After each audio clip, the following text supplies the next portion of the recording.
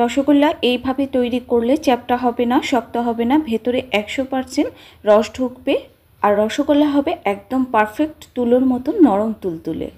এই রসগোল্লা বানাতে না লাগবে বেকিং সোডা, না লাগবে ময়দা, না লাগবে বেকিং পাউডার। আর যে কেউ বানাতে পারবেন। আমার আজকের রসগোল্লা হলো স্পঞ্জি রসগোল্লা। স্পঞ্জি রসগোল্লার জন্য আমি ছানা কেটে নেব।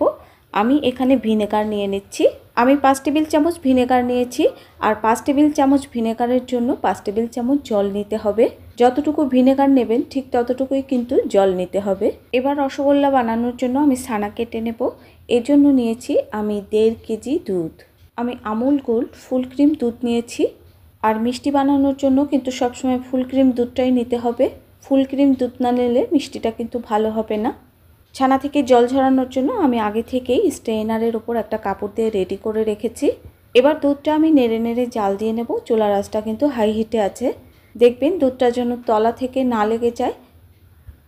দুধটা যদি তলাতে ধরে যায় তাহলে কিন্তু ছানা একদমই ভালো হবে না। আর দুধটা কিন্তু জাল দিয়ে ঘন করা যাবে না। দুধ একবার ফুটে উঠলেই ওভেনটা বন্ধ করে দিতে হবে।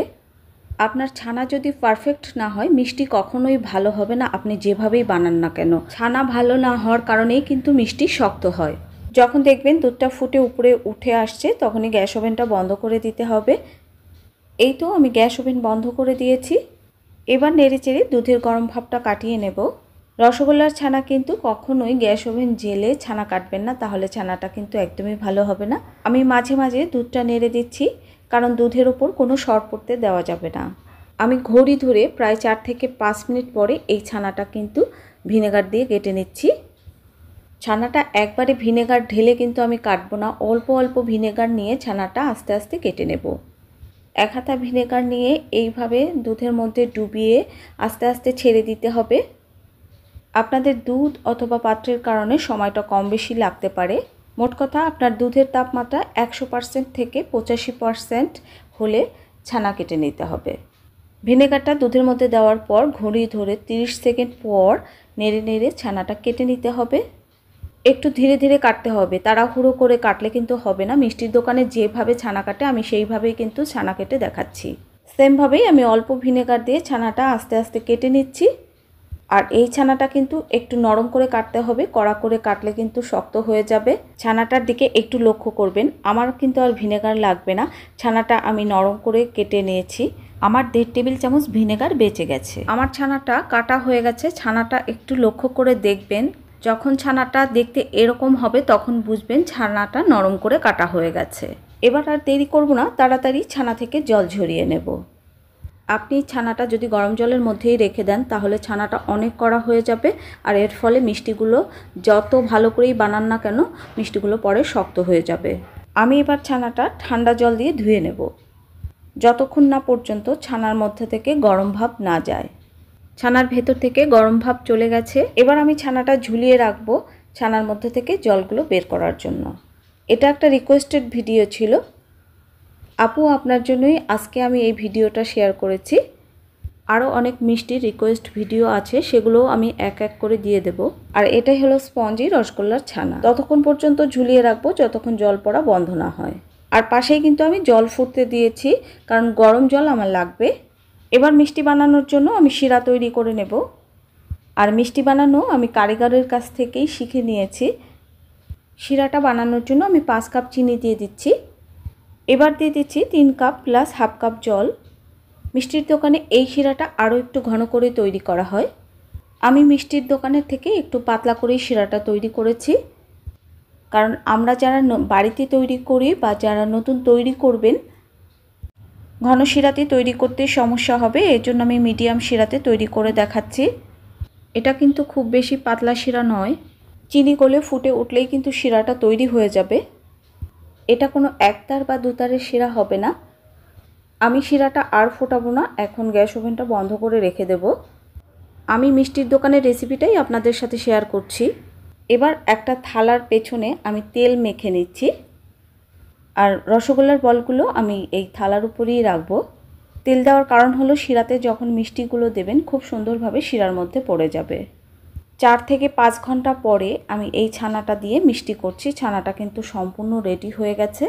আর ছানাটা যখন রেখে দেবেন তখন হালকা একটা সুতি কাপড় অথবা হালকা মোটা একটা সুতি কাপড় দিয়ে ছানাটা পেঁচিয়ে রাখবেন, তাহলে ছানার মধ্যে অতিরিক্ত জলটা চুষে নেবে। এবার ছানাটা আমি ক্রিমের মতো করে মেখে নেব। হাতের 5 আঙ্গুল দিয়ে এভাবে ছানাটা মেখে নিতে হবে, আর এভাবেই কিন্তু মিষ্টির দোকানে ছানাটা মেখে নেওয়া হয়। এই তো দেখুন ছানাটা কিন্তু একদম ক্রিমের মতো হয়ে গেছে, ছানাটা আমার মাখা হয়ে গেছে। এবার ছানা থেকে আমি ছোট ছোট লেচি কেটে নেব, রসগোল্লার শেপ দিয়ে নেব। আর রসগোল্লার শেপ দিতে আপনারা তো সবাই জানেন, এভাবে ছোট ছোট টুকরো করে নিলে মিষ্টিগুলো সমান হবে, ছোট বড় হবে না। এই রসগোল্লাগুলো খেতে খুব টেস্টি, আর এটা হলো বাংলাদেশি রসগোল্লা। আর এই রসগোল্লাগুলো গরম গরম খেতে কিন্তু বেশি ভালো লাগে। আর রসগোল্লার বলগুলো খুব মসৃণ করে করবেন যাতে কোনো ফাটল না থাকে। আমি সবগুলো রসগোল্লার বল তৈরি করে নিয়েছি। এবার গ্যাস ওভেনটা জ্বেলে দেব। এবার মিষ্টির বলগুলো আমি ছেড়ে দিচ্ছি। যদি আপনাদের মিষ্টি গোল না হয় তাহলে এখানে একটা টিপস দিচ্ছি, মিষ্টিগুলো শিরাতে ছাড়ার আগে আবার একটু হাত দিয়ে গোল বল করে শিরাতে ছেড়ে দেবেন, তাহলে দেখবেন মিষ্টিগুলো একদম গোল গোল হচ্ছে। চেষ্টা করবেন এরকম একটা সসপ্যানে মিষ্টিগুলো তৈরি করার, তাহলে মিষ্টিগুলো গোল গোল হবে। এবার আমি 1.5 থেকে 2 চামচ ময়দা ছিটিয়ে দিচ্ছি। মিষ্টির দোকানে এভাবে ময়দা দেওয়া হয়। ময়দা দিলে কি হবে, ফেনাতে মিষ্টিগুলো ডুবে যাবে আর মিষ্টি 2 পাশ থেকে কুক হবে, এতে ভেঙে যাওয়ার সম্ভাবনা কম থাকবে। এই মিষ্টিগুলো শুরু থেকে শেষ পর্যন্ত হাই হিটে তৈরি করতে হবে। আর মিষ্টিগুলো কতটা পারফেক্ট হয়েছে দেখেই বুঝতে পারছেন। আর এই মিষ্টিটা ঘড়ি ধরে 14 থেকে 15 মিনিট কুক করতে হবে, এর থেকে বেশি কিন্তু কুক করা যাবে না। আপনারা যদি পারফেক্ট মিষ্টি বানাতে চান ভিডিও কখনোই কেটে কেটে দেখবেন না, কারণ কেটে কেটে ভিডিও দেখলে আপনারা কখনোই মিষ্টি বানানো শিখতে পারবেন না। এই মিষ্টিটা তৈরি করার সময় আমি কোনো জল খাওয়াবো না, জলটা আমি পরে দেব। আমার রেসিপিটা যদি আপনাদের ভালো লাগে তাহলে অবশ্যই লাইক, কমেন্ট, ফ্রেন্ডস অ্যান্ড ফ্যামিলির সাথে শেয়ার করবেন। আর খুব বেশি ভালো লাগলে অবশ্যই চ্যানেলটা সাবস্ক্রাইব করবেন। আমার মিষ্টি বানানো কিন্তু হয়ে গেছে। আমার মিষ্টি বানাতে 14 মিনিট সময় লেগেছে। আমার ক্ষেত্রে মিষ্টিগুলো তৈরি করতে সময় লেগেছে 14 মিনিট। আপনাদের ক্ষেত্রে 15 মিনিটও লাগতে পারে, কিন্তু এর থেকে বেশি সময় লাগবে না। এই মিষ্টিটা খেতে কিন্তু খুব একটা মিষ্টি হয় না, খুবই কম মিষ্টি। এবার আমি মিষ্টির মধ্যে দিয়ে দিচ্ছি একটু ঠান্ডা জল। এবার ফুটন্ত গরম জলটা দিয়ে দিচ্ছি। গরম জল দিয়ে এই মিষ্টির শিরাটা কিন্তু অনেক পাতলা করতে হবে। আমি একটা মাপ বলে দিচ্ছি, এই মাপে শিরাটা আপনারা পাতলা করবেন। 2 কাপ গরম জলের মধ্যে 1 কাপ শিরা দিলে শিরাটা যতটা পাতলা হবে এই শিরাটাও ততটাই পাতলা করতে হবে। এবার দেখাচ্ছি আমার মিষ্টিটা কতটা সফট হয়েছে। আর শিরার মধ্যে মিষ্টিটা ছাড়লে কিন্তু আবার আগের মতো হয়ে যাবে। দেখুন আস্তে আস্তে মিষ্টিটা কিন্তু রস খেয়ে গোল হয়ে যাচ্ছে। আর এই মিষ্টিগুলো কিন্তু গরম গরম খেতে হয়। আর এই মিষ্টিটা তৈরি হওয়ার সাথে সাথেই আপনি খেতে পারবেন। এবার একটা মিষ্টি আমি কেটে দেখাচ্ছি। আর মিষ্টির ভেতরটা দেখুন, যেমন স্পঞ্জি তেমন নরম তুলতুলে জালিদার। সবাই সুস্থ থাকুন, ভালো থাকুন, টাটা।